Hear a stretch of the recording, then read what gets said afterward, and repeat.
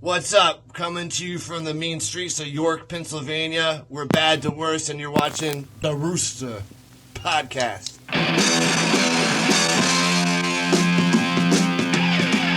coming on like a fish in heat. You better take a step back. Cause I know that you're on the street and you better take a step back. You're coming on like a fish in heat. You better take a step back. Cause I know that you're on the street and you better take a step back. It's spreading your disease. Doesn't look like it's not that sweet. On and on. Step back, bitch. Step back. Spreading your disease. Doesn't look like it's not that sweet. On and on. Don't look at the wall. Come on, baby, look at me. I know that I wanna know it. Better take a step back. Your life is wrong. Get to read the letter on the wall. I know that I wanna know it. Better take a step back. Take a cigarette, well lit. And the club's got a roof like this. But like I said before, I'll say it more and more. And you better take a step back.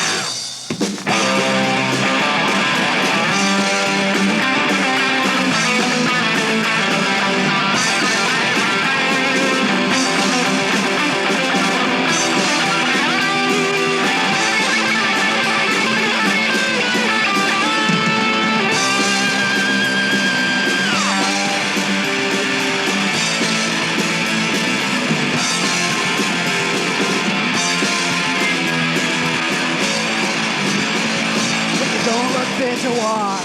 Hello, and welcome to the Roosta Show. Today we have Busy Beaver. But first of all, we're sponsored by Blue Collar Criminals, Arizona's hardcore band. One and onlys. They're cool ass dudes, man. I love them. Anyways, working class always. And today we have Busy Beaver. We're gonna have Tony here, and hopefully a friend of mine that's been a friend on Facebook for a while named Jennifer. That's going to be on there as well. Oh, speaking of. Hello, my friends. Welcome, Tony. What's up? How you doing? We're Gosh, doing man. good. Oh, the English beat. Guess what?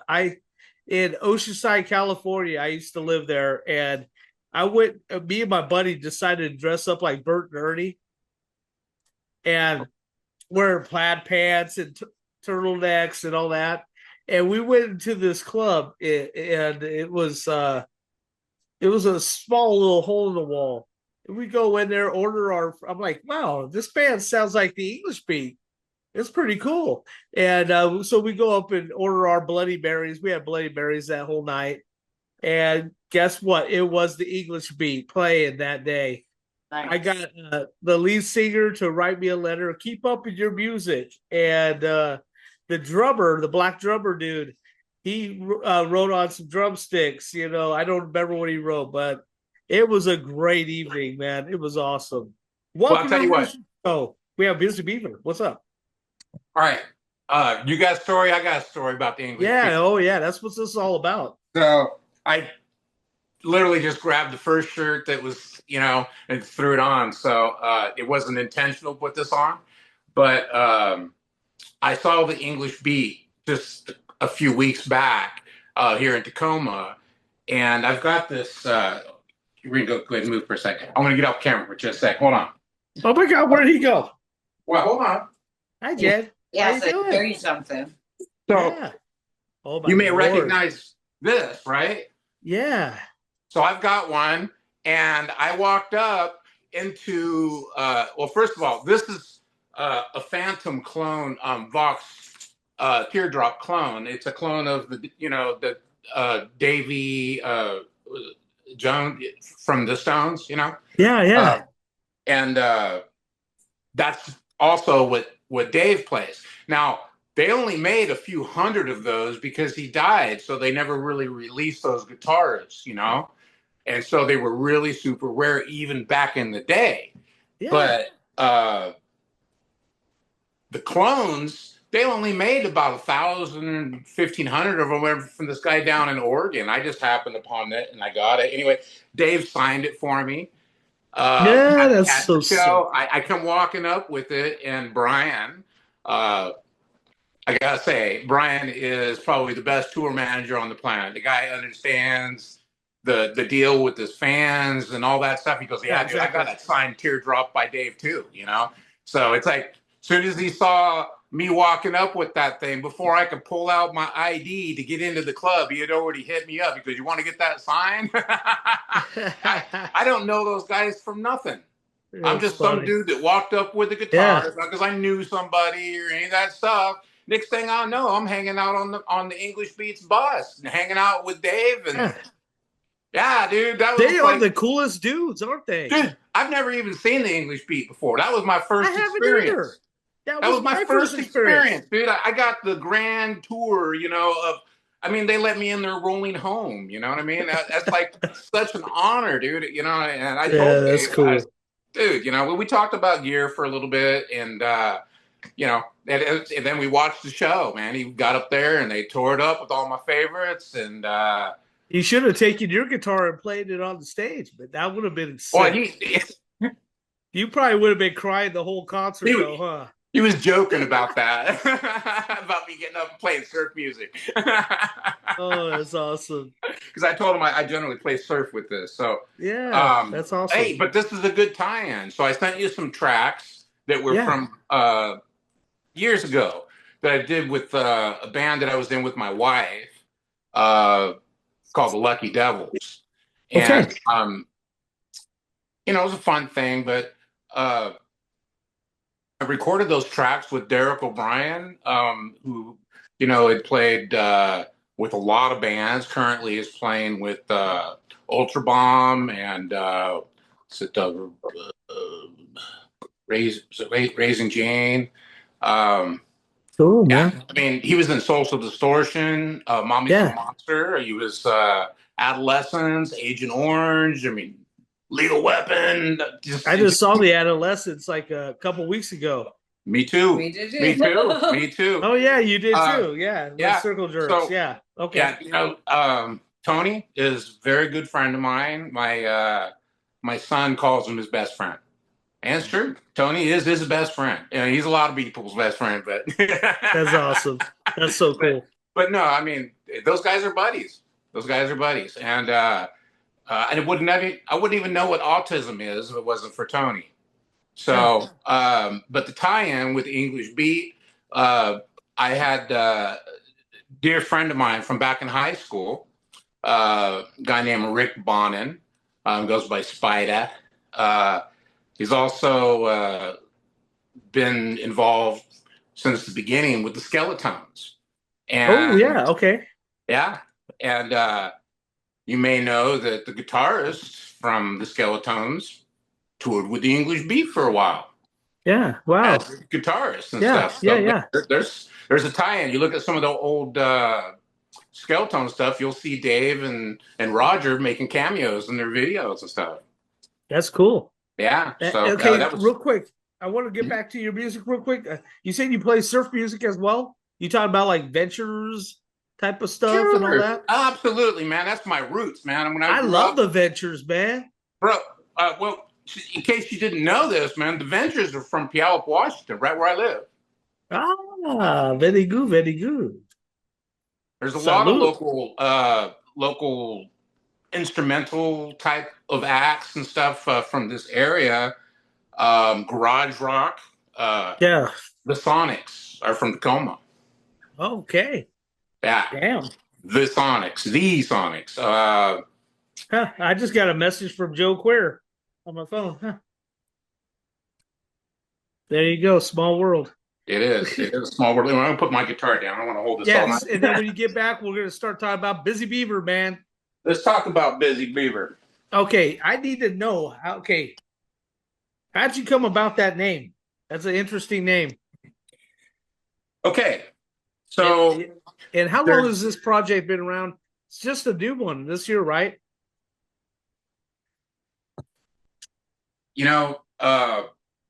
14 months. Trying to even explain what the project is a lot to itself. Yeah. She knows. So 14 months you guys have been around. So that's good. Yeah. Bless you both. Let me answer your question in the easy form before I try to even think about chipping away at the long one. Okay. Yeah. We don't have time for the long one. Yeah. No, well, it's part of the story. So the Okay, then let's go for short it. part is that when I was a kid, I was given the nickname Beaver. Ah, So I've been the Beaver all my life. My mom identified as the Tasmanian Devil, and I'm kind of like in that territory. I'm the Busy Beaver. I'm always building a damn project or something, you know. okay. So, And building a damn project. I got you now.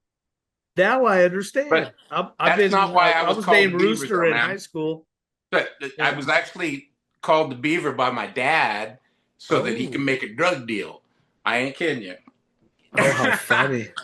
uh, he was selling dope to the neighbor's dad, my best friends, Yeah. and he sent us out to go get some, was he called zoom zooms and wham whams, man, from the 7-Eleven. Go get some candy. Get the hell out of here, kid.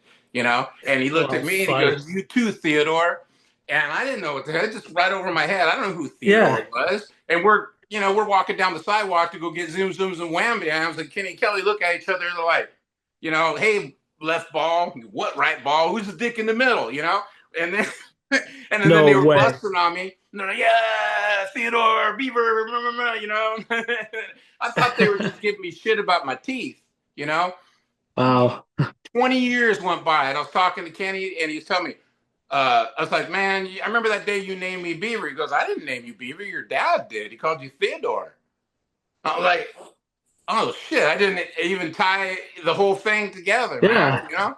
And so, yeah. So I thought it was my friends that gave me that name. And then years later, I found it was actually my dad did to cover his drug deal. So I was like, damn, that's a story in itself. Damn, Dad.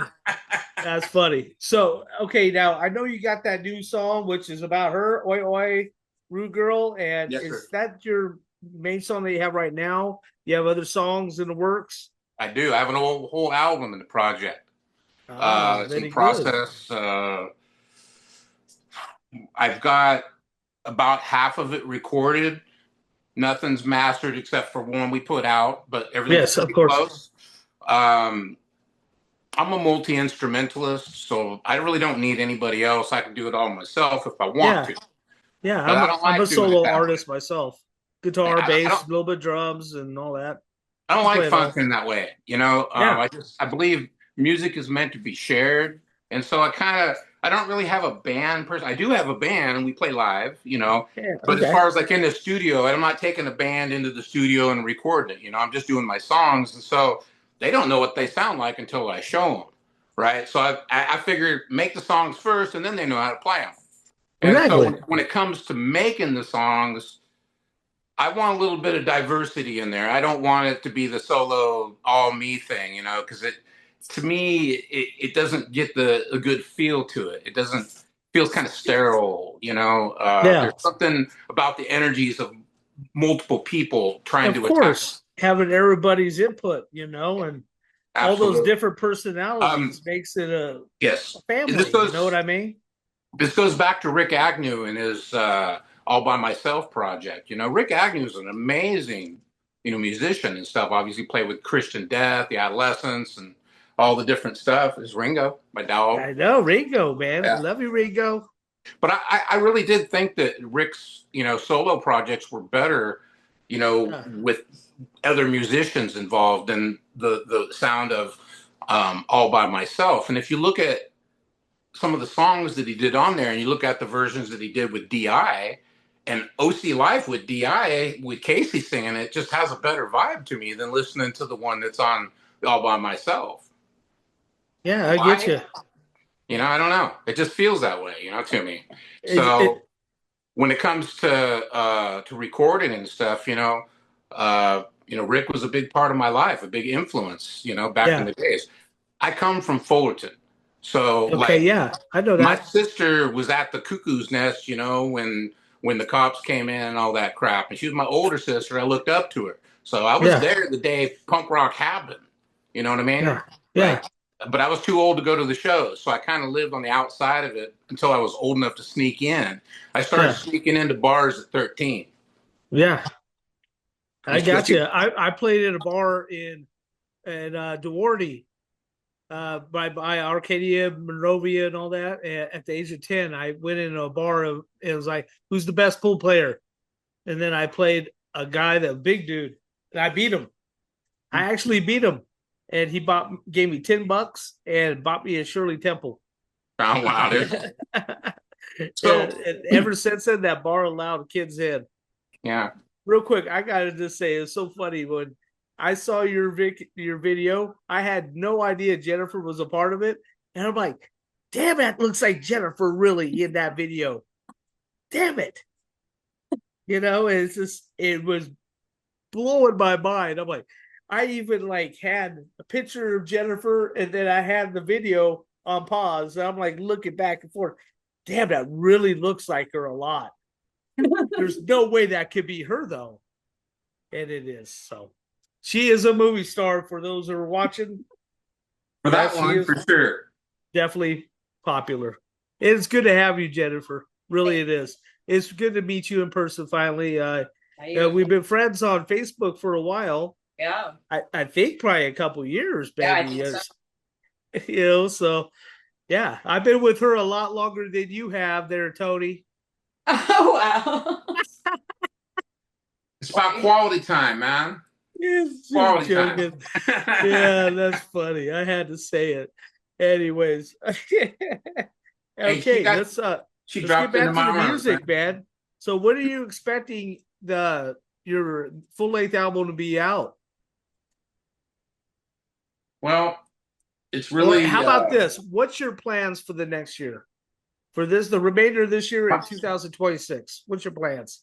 My plan is to finish this album and get it out by next year for sure. No later than August, like late August. Okay, I'll just leave that for now. It's a good time. But I kind of have been using Steve Soto's birthday as that's when I released the Oi song.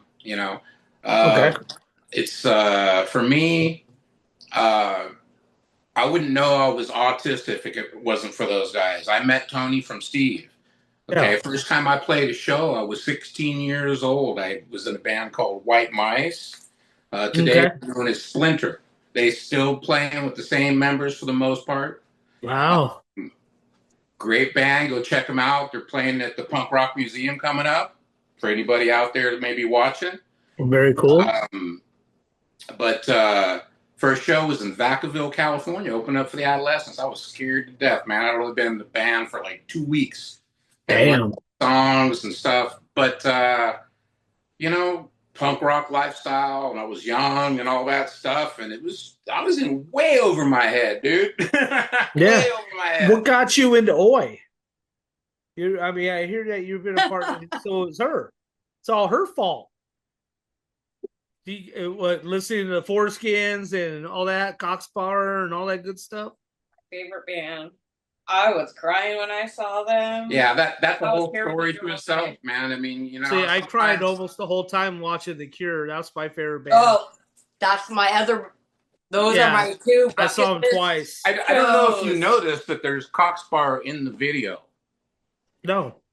Yes, sir. And yes, take a look. If you look a little closely in there, we went to punk rock bowling, and that was the first time she had ever seen them. Dream come true. Yeah, they're good stuff. I live by Evil Conduct's song "Your Identity." That's it's all those old school bands that really set it off. But Your Identity was the song that kind of got me thinking. I am who I am. Leave me basically leave me the hell alone. I am who I am. I'm proud of who I am. Be proud of who you are, but just leave me alone. You know what I mean? Keep me out of it. The drama. My taste in music is very, very wide. You know what I mean? I started with percussion instruments, piano and organ. When I was in diapers, basically, I interchanged them with my toys at grandma's house, and then as I got older, I got into school at 5th grade. They gave me a snare drum. Guess what? First song I ever played was Stray Cat Strut. Yeah. Think about it for a second. You give a kid a snare drum, and what's the only song that you can think of that opens with the snare drum? Ba ba ba ba ba ba ba ba Yep. ba ba ba ba ba ba. And then it Yeah. goes, right? And It's so to awesome. my ear, I was like, oh man, that is it. I'm sold. I want to rock and roll, man. Hell yeah. And they're back on tour. I Yeah. would I don't love know to if you see know that that actually. Brian lost his ability to play for almost a Yeah. year. Wow. I did not know that. Yeah, he just got it back. Like, yeah, it's a Damn. big deal. Like, I don't That know. He had is kind of like neurological thing that happened. He had to relearn how to play guitar and everything. Couldn't feel his hands. wow. Yeah, it was That's crazy. fucked up, actually. Yeah, Sorry. it's a blessing he's up there. I mean, go see him. Go see him if you get the chance, dude. You know, and Yeah. this is something I want to say. If you love punk and all these old punk bands that me and you grew up with, all these ones that are out on the road, go see them. Go see them as much as possible. We got 5, 10 years left of this, and that's it. Yep. It's There'll be true. no more music. All the bands will be gone. We'll be Yep. listening to records, bro. I mean, like Keith Richards, Keith Moore's 70 years old. Yeah, they're not going to be going around much longer. Yeah, 80 that's years just one old, dude. example. You know, I mean, I can't see it. Charlie from the UK Subs is doing it, Yeah, but I mean, you got to make it there first to be able to do it. yeah, it's true. These punkers aren't known for their best health, you know. No, they're not. No, they're not. Only Gigi Allen is. He was on a high banana diet. Did not know that, but No. I assume he was. I thought he had a lot. Yeah, His putting vitamins- it in I his thought he had a butt. lot of Yeah. vitamins. I suppose he was getting his vitamins like the captain from the Dam does, right? Oh God, that guy, that funny guy. You gotta have that love. I know, huh, Jen? You gotta have that love for those gutter punks. So, I mean, it's just because I mean, that really, I mean, I don't know. I love all branches of underground music. To be honest with you, just like you do. Yeah, man. I loving the Yeah. Ventures and all that, the Beach Boys, all that good stuff. Yeah. You know, I'm like literally. I lived in Oceanside. I lived in San Diego. I lived in. I used to go to Venice Beach all the time and play bongo. You know, well, where they play the bongos, they all get together and meet and play bongos and drums and stuff. I'd play my little acoustic guitar there. Yeah, all the time. I loved it. Saw Rage Against the Machine in Compton, California. Got shot at. You know, it's just so that's some good California history. Most I'm of just, my early taste of music was English punk. You call it yeah. new wave, Oh yeah. what you want to call it. They But call it post punk out there. Yeah, but some of mostly it, but yet it's punk rock to us. You know what I mean? It's kind of interesting. well, you People's know, views if sound. I don't know, I mean, there was only so many people that could be there. You know, I mean, a lot of people say they were there, but there wasn't very many people there. I mean, if you go back to the early SoCal LA punk scene, Yeah. it was maybe 200 people, including the band members that were Yeah. involved in that whole scene. The whole scene. That's not very Yeah. many people. And you talk about all the people that claim to be there, and we know how many of them are already dead. Yeah. Most of the people that were already there are other band members. They're all Yeah. just all supporting each other. Yeah. And the same thing with the OC, you know, they're very close knit. You know, everybody Yeah, kind of Orange County. Yep. You know, if you go to enough shows, you're going to meet people after a while.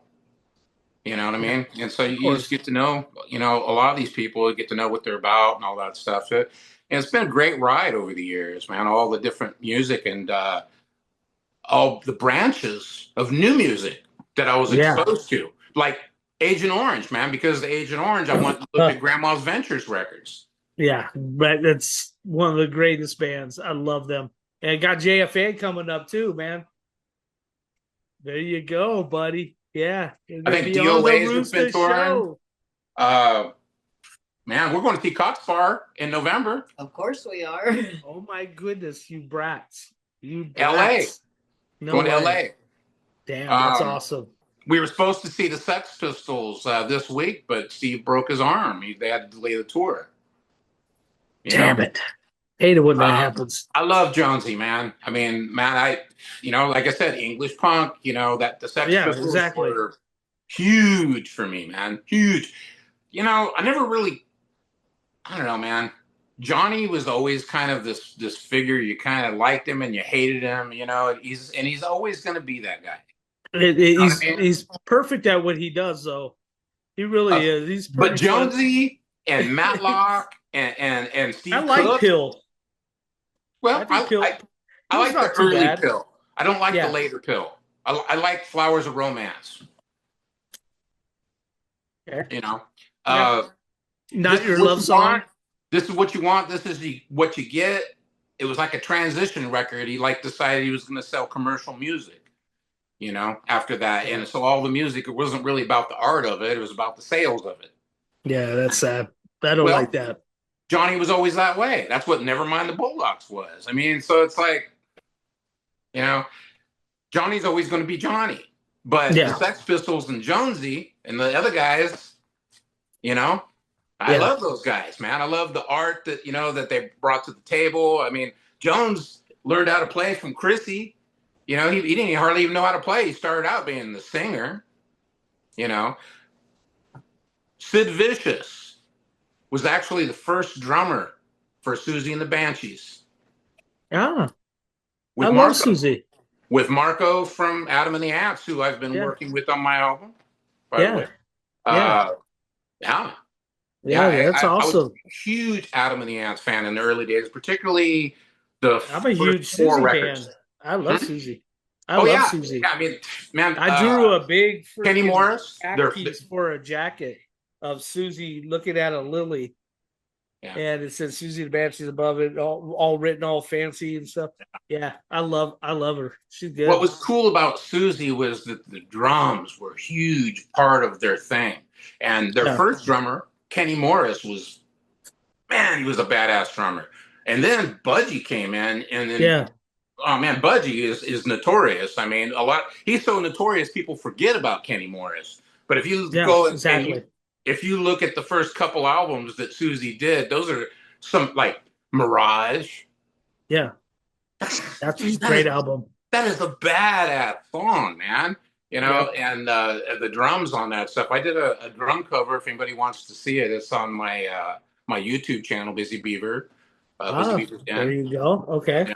I did a tribute to Kenny Morris. I got another one on there. I did a tribute to Sandy Hansen. I did Adolescence Right on the Beach drum cover as well. And just to let you know, I know that you're on Spotify. I am. And I put you on one of the biggest playlists of Punk and Oi. So you're on my playlist, 86 hours long of Punk and Oi. Nice. Woo. So Busy Beaver is on. Thank you. You're Thank very you. welcome. This is what this is about. Nobody knows me from nothing. If I don't get out there and tell people who I am, what I'm doing, what's the point? I'm 54 years old. I'm 53. With most people, you would look at me and say, "Hey, you've had your chance to, do things and stuff." For me, that's not true. Punk's not dead, baby. I played 3 shows during the original punk scene, and then I left and went in the army and walked away from all of that. But Cheese Boy, thank you for your service. Cheese Boy was my second band. I played one show with Cheese Boy, and Cheese Boy was on Posh Boy at the time, and I was I know what you're talking learning the drum parts from Todd Barnes from TSOL. It recorded all the drum in the studio for Cheese Boy. I was stepping into kind of big shoes, and I just wasn't ready for it, man. I just had to grow up, and after going to rehab and all that stuff, I'm autistic, man. I was you said that a couple times that you're autistic. Yeah. I keep saying that for a reason, because that's what the Busy Beaver Project's all about. It's about raising awareness of autism, but also to try to help contribute to research for getting cognitive speech therapy for autistic people to learn how to speak. You need to get a hold of Autism Records on Instagram, because she's She's autistic that owns that Okay. label. It's an Oi record label. Oh, Yeah, I know. Get a hold of her. So- I'll send you a link. yeah. And she's also on Facebook too, but that's a more personal account. So I'm would going to try to not to go that route. Go to Instagram one. Okay, I'm gonna try to put this in a little bit of a nutshell, but I was originally going to call this project the Amoeba Project because it all went back to the adolescence. You know, me learning about being autistic from Tony and all that stuff, and the idea of genetic testing people with autism and creating a connection between music and autistic people. And understanding why they respond to music and start talking. There's a bass player for Cheap Trick, Tom Peterson, has a foundation built on this stuff, and he actually writes music that is intended to do just that, to get people to talk. And that's where I'm going. And if I can get my name out there a little bit, just say, hey, look, I know how to play. I have been playing music all my life. I just don't do that for a living. I'm a professional. I work in neuroscience, which is what brought me into this. And I realized that I don't need to do all that. I could just do the music part and then contribute to Tom Peterson's stuff and his research. Exactly. I don't know nothing about running foundations and all that stuff. So instead of calling it the Amoeba Project, this is about me being busy and generating all this stuff towards that goal. Yeah, building a damn project. I like that one. That kind of reminds me of what's that, Hoover Dam. Hey, come and get your damn button. You know, and stuff My son, my I son, love that place. We used to, well, you know, Beavis and Butthead, you know, the goddamn. Totally. You know? Yeah. So, you know, and, you know, my son, it's about repetitiveness and comfort and all that stuff, you know. And so he, every time we would go fishing, you know, when we get up there, you go, oh, yeah, the goddamn, you know, every time, man, like clockwork, you can guarantee he was going to bust that joke. So we got close, you know. Oh, God. That's so funny. That's good stuff. It is, man. You gotta love kids and stuff, you know. So, do you plan on having any more music videos you're gonna probably be putting out? You have some ideas? I haven't got there yet, and you did a good job on that other one. All credit for that goes to my engineer and co-producer Peter Tizian from Relayer Sound and Studios. Relayer everything, man. He's got T-shirts, all kinds of stuff, man. Peter is, you know, I can't say enough about Peter. His help with this project has been instrumental. He played drums on that song, by the way. Peter is one of those guys that plays a lot like me.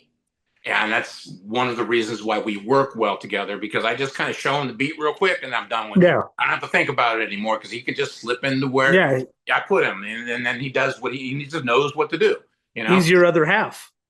He's not really my other half per se, but when it comes to music, not like her. I just get to wearing too many damn hats, and it's nice to be able to take some of it off and concentrate on other stuff. What you mean?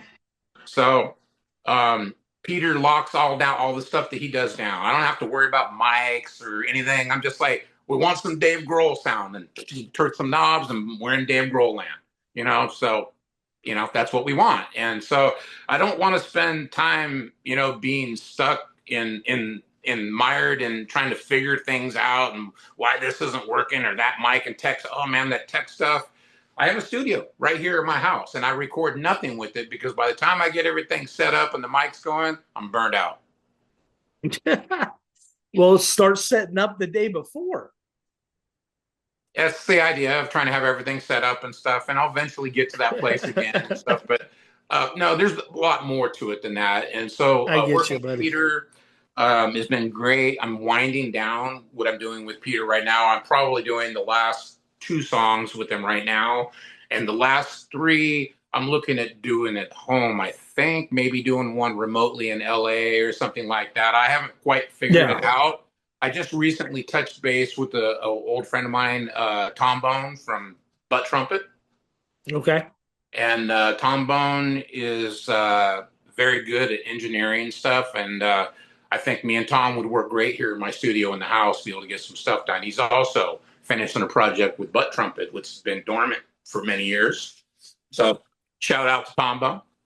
Oh, right on. That's awesome, man.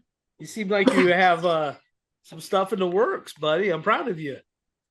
You know, it all goes back to my sister, man. I was blessed to have the coolest fucking sister on the planet, dude. You know, when I was a kid, all the punks from school and shit, because there wasn't very many of them, I knew them all. They all went to the fucking local school, and they ended up in my living room. Yeah. Because my mom was cool, my dad was long gone. You know what I mean? Yeah. And Yeah, they always loved. We were the punk house, man. You know, we were safe territory for the kids with weird hair and shit. And you know how it was back then. We got beat up when we walked down the street. You know. Oh yeah. That was the day of hey faggot. You know, when you were punk. Oh, definitely. You know, and I was part of the challenge. I remember being at Big John's, man. I was 13 years old. I was there. I still don't give a crap what people say. The guy was harassing me. He was calling me the Rooster because my hair was like looked like a Brillo pad. Yeah. It was kind of like Mike Ness's hair, kind of. You know, I had that. Yeah. I know what you thought. The early one. Yeah. And I didn't really think much of it. Just some drunken, in a bar, right? But like a week or two later, I'm walking down the alley over by my grandma's house, man, and he had me cornered. I was like, oh, man, he was like 30 years old, man, big and drunk, and punk rocker kid. Let me fuck with this guy, you know? I was so scared, dude.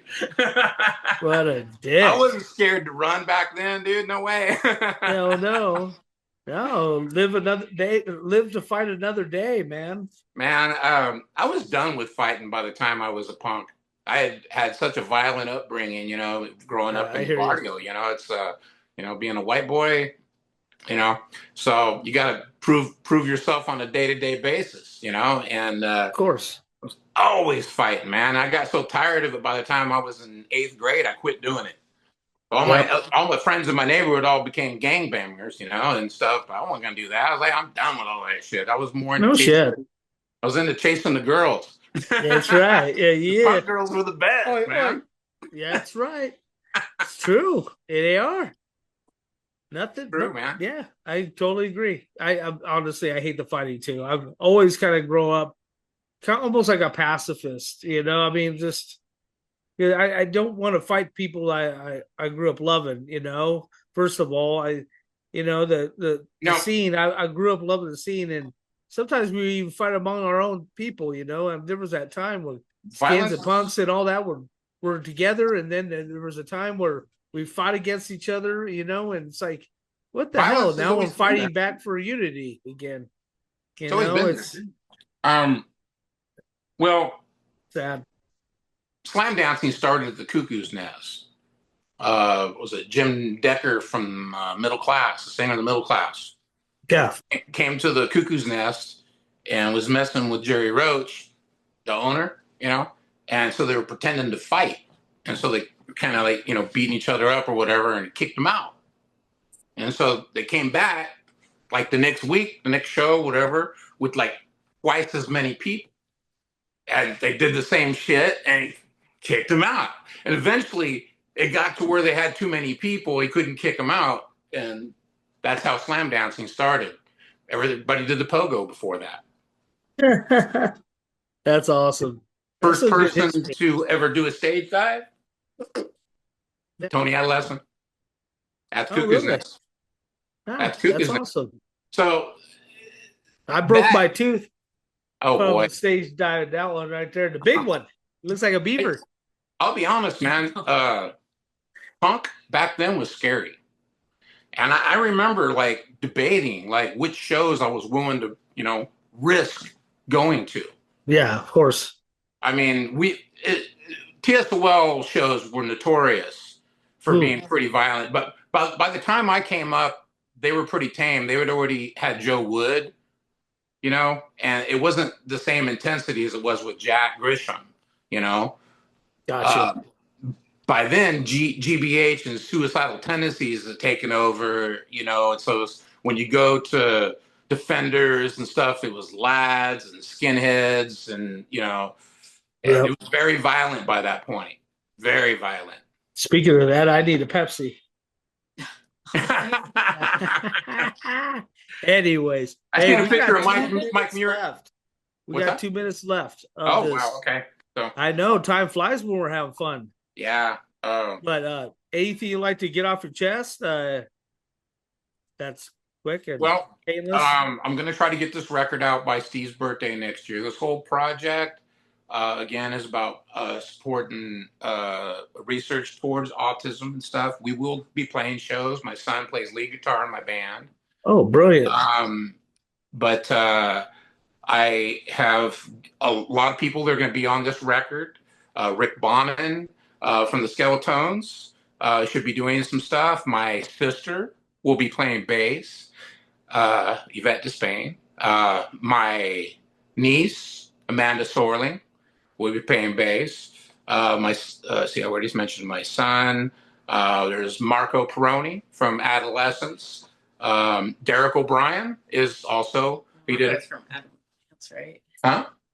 Marco from Adam Nance. Yeah, I already mentioned Marco.